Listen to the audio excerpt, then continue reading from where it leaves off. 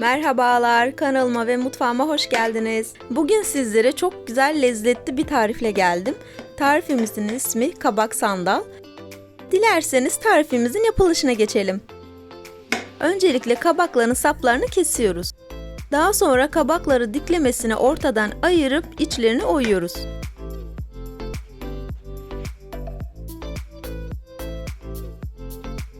Bu arada kanalıma hala abone değilseniz abone olmayı unutmayın lütfen.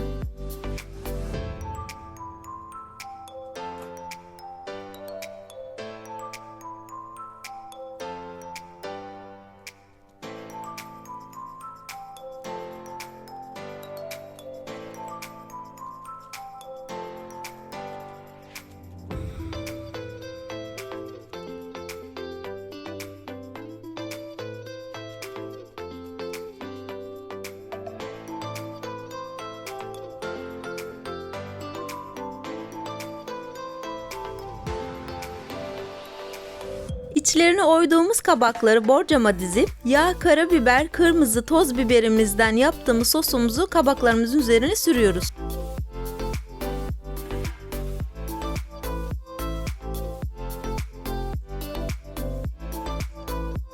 ...170 derece önceden ısıtılmış fırında kabaklar yumuşayıncaya kadar pişiriyoruz. Kabaklar fırında pişerken dilerseniz biz de iç malzemesini hazırlayalım.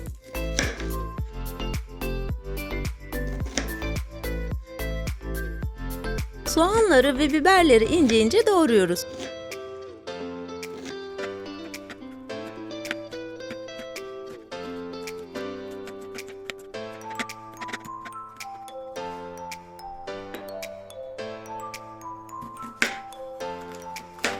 Bu arada kanalıma hala abone değilseniz abone olmayı unutmayın lütfen.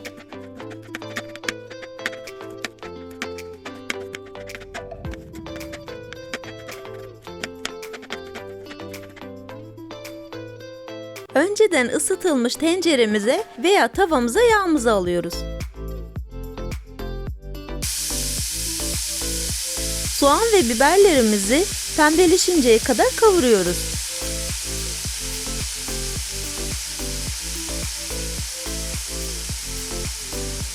Gördüğünüz gibi soğan ve biberlerimiz pembeleşti.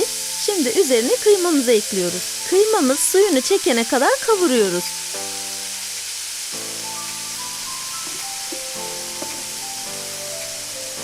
Kıyma suyunu çektikten sonra salça ve domates sosunu ekliyoruz. Daha sonra dilediğiniz baharatları ekleyip kavuruyoruz.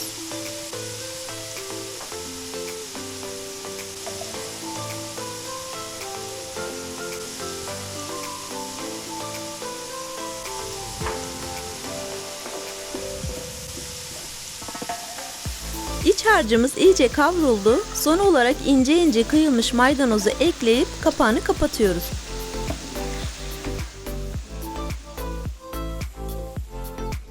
İç harcımız kısık ateşte pişerken biz de beşamel sosumuzu hazırlayalım. Uygun bir tencereye margarin ve sıvı yağ iyice eritiyoruz. Unumuzu da ekleyip iyice kavuruyoruz ve daha sonra sütü ekliyoruz. Sosumuz çok az koyulaştıktan sonra ocağımızın altını kapatıyoruz.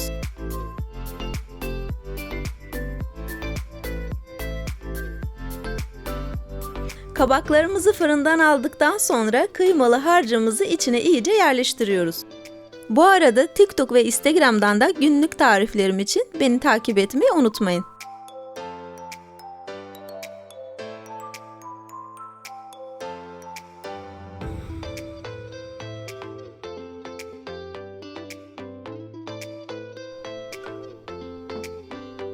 Bütün kabaklarımızı, iç harcımızı doldurduktan sonra üzerine her yerine gelecek şekilde beşamel sosumuzdan dökelim.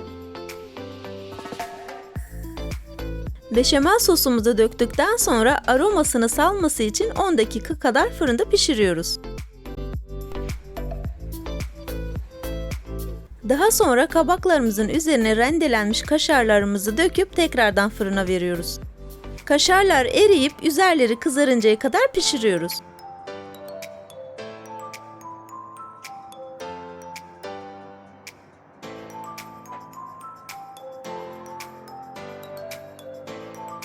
Kabak sandal yemeğimiz hazır. Gerçekten çok lezzetli oldu.